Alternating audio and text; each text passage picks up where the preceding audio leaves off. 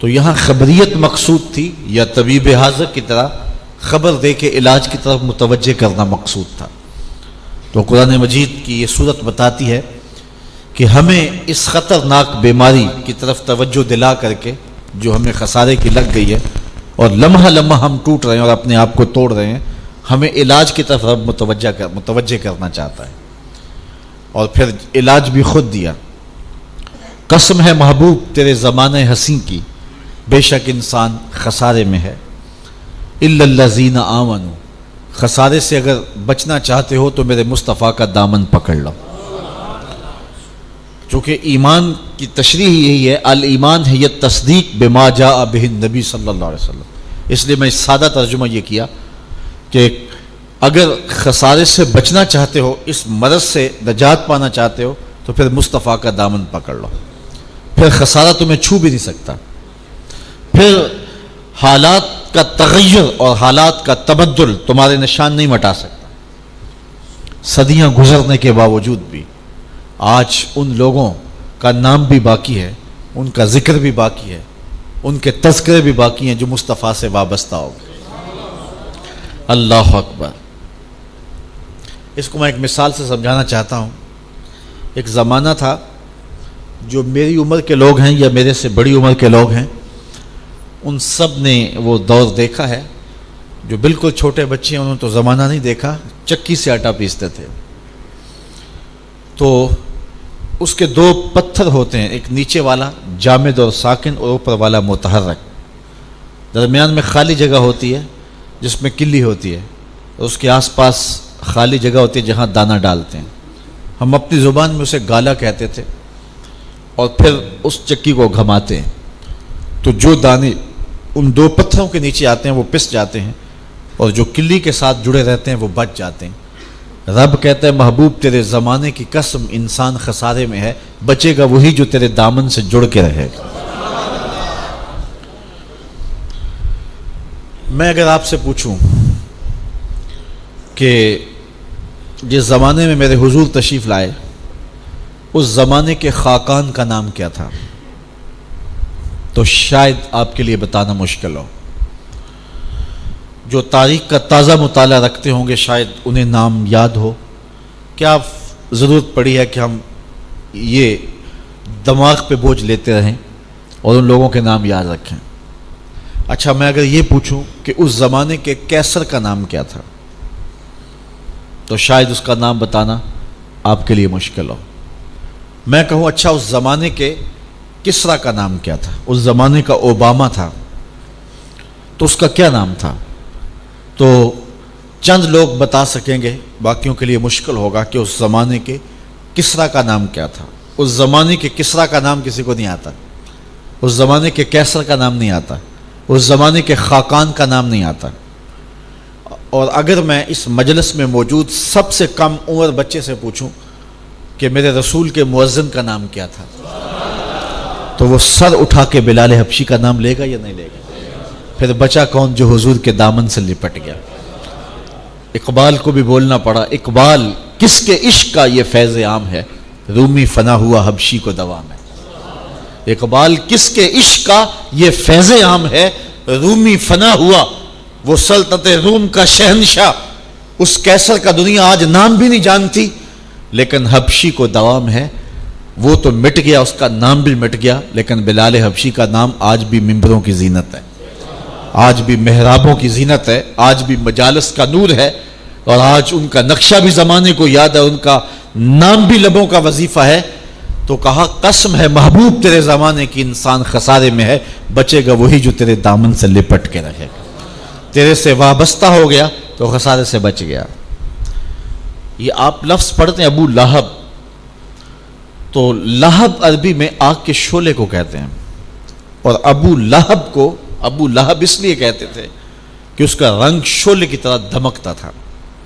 ہاشمی النسل ہے، قریشی النسل ہے، اور قبیلے کا سردار ہے، شعلے کی طرح چمکتا ہوا رنگ ہے، اسی وجہ سے ابو لہب کہا جاتا ہے۔ لیکن نام داخل دشنام ہو گیا۔ چٹے رنگ کا مالک تھا، چہرے پہ سرخیاں تھیں، اور ابو لہب کہا جاتا تھا اس وجہ سے، لیکن اندھیروں کے غاروں میں گھس گیا اور جہنم کی آگ میں جھلس گیا، اور دوسری جانب رنگ کالا ہے، ہونٹ موٹے ہیں، ذات کا حبشی ہے، لیکن ممبروں کی زینت بنا ہے، تو پھر بچہ تو وہی ہے نا جو میرے رسول کے دامن سے لپٹ گیا۔ تو اللہ خسارے سے بچنے کا راستہ دیتا ہے، اگر تم خسارے سے بچنا چاہتے ہو تو میرے رسول کے دامن کو پکڑ لو۔ اب یہ عنوان اپنے دامن میں بڑی وسعت رکھتا ہے کہ میں اس پہ کچھ عرض کروں۔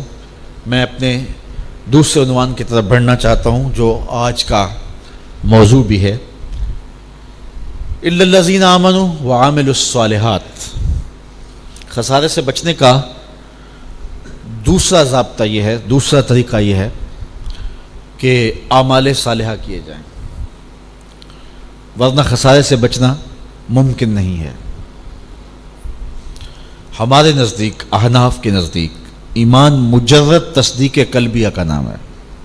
نفس ایمان میں اعمال داخل نہیں ہیں، لیکن ایمان اگر درخت ہے تو اعمال اس کا پھل ہے، ایمان اگر دعویٰ ہے تو اعمال اس کی دلیل ہے۔ اور قرآن مجید نے متعدد مقامات پہ ہمیں صالح اعمال کا زیور پہننے کی تاکید کی گئی، اور جہاں بھی ایمان کا ذکر ہوا اکثر مقامات پہ ساتھ اعمال صالحہ کا ذکر کیا گیا۔ ہمارا رب ہم سے تقاضا یہ کرتا ہے کہ تم خالی نام کے مسلمان نہیں، تم کردار کے مسلمان بن جاؤ، تمہارا عمل گواہی دے کہ تم حضور کے غلام ہو۔ میرے استاد فرمایا کرتے تھے، یہ نہ ہو کہ لوگ تمہیں پوچھے تم کون ہوتے ہو اور تم پاسپورٹ پیش کرتے پھرو، یہ دیکھو مذہب کے خانے میں اسلام لکھا ہے۔ آپ فرمایا کرتے تھے، صاحب تمہیں پاسپورٹ پیش نہ کرنا پڑے، تجھے بتانا نہ پڑے کہ میں مسلمان ہوں، تیری وضع قطع، تیرا طرز زندگی، تیرا انداز معاشرت، تیرا وعدہ، تیرا انداز زندگی، تیرا طرز حیات ایسا ہو تو دور سے چلا آ رہا ہو، لوگ کہیں یہ دیکھو آقا کا غلام آ رہا ہے۔ تو ہمارا عمل ہمارے ایمان کی گواہی دے، لیکن ہم چاہتے یہ ہیں کہ صرف ہم نے دعویٰ ایمان رکھ لیا تو یہی ہمارے لیے کافی ہے، اب اگلے عمل سے اور اگلی زندگی سے اور اس کے تقاضا ہائے ایمان سے ہم چھٹی چاہتے ہیں۔ بلکہ آج کل تو فیشن کے طور پہ 4 آدمی اکٹھے بیٹھتے ہیں تو ایک بندہ کہتا ہے جی آج کل دین پہ چلنا بڑا مشکل ہے، اور سارے اس بات میں سر ہلاتے ہیں جی واقعی آج کل دین پہ چلنا بڑا مشکل ہے۔ تو میں اس کے جواب میں سادی سی باتیں کیا کرتا ہوں، میں کہتا ہوں صاحب تیرے لیے مشکل ہے، یہ وہ بندہ کہہ رہا ہے جو مسجد میں آتا ہے تو باہر پہرے دار کھڑا ہے، اس کو ذرا نہ پہنچ جائے، موسم کے مطابق ٹھنڈے پانی سے وضو دستیاب ہے، اور اندر اے سی لگے ہیں، قالین بچھے ہیں، ماحول میں لطافتیں ہیں۔ جو بندہ خوبصورت ماحول میں مخملی مسلوں پہ سجدہ کرتا ہے وہ کتنے فیشن سے کہہ رہا ہے جی آج کل دین پہ چلنا بڑا مشکل ہے۔ تو میں اس کے جواب میں کہا کرتا ہوں صاحب تیرے لیے مشکل ہے یا تپتی ہوئی ریت پر سجدہ کرنے والے بلال حبشی کے لیے مشکل تھا؟ دین پہ چلنا تیرے لیے مشکل ہے یا کربلا کی ریت پہ اور بہتے ہوئے خون کے باوجود سجدہ نہ قضا کرنے والے حسین کے لیے مشکل تھا؟ تو آج ہم بطور فیشن کہہ رہے ہیں جن کے لیے مشکل تھی انہوں نے تو مشکل کاٹ لی، وہ تکلیفوں سے گزرے، آلام سے گزرے۔ بلال حبشی رضی اللہ تعالیٰ عنہ کو کون کون سے دکھ نہیں دیے گئے، اور میں اور آپ دیکھیں کہ ہم نے جب سے ہوش سنبھالی ہے ہمیں دین کے لیے کیا مشکل آئی ہے۔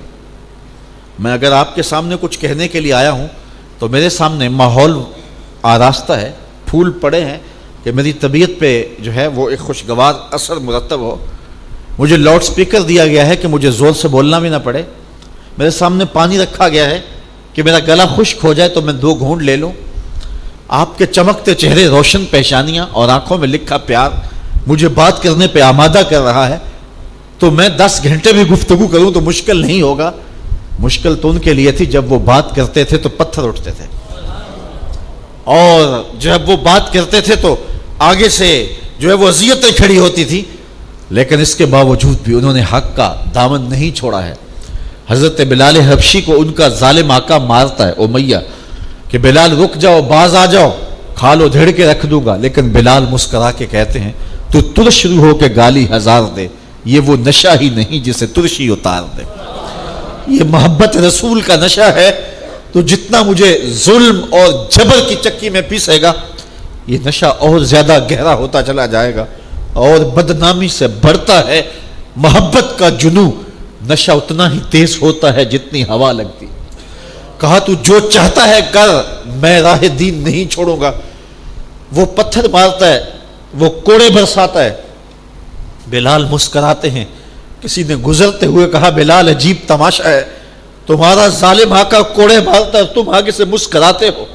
تو بلال نے جو جواب دیا سننے کے قابل ہے. فرمانے لگے تم بازار سے جاؤ نا مٹی کا پیالہ خریدنے کے لیے بھی، تو اس کو بھی ٹھونک بجا کے دیکھتے ہو کہیں کچا تو نہیں ہے، اس کی آواز تو ٹھیک ہے.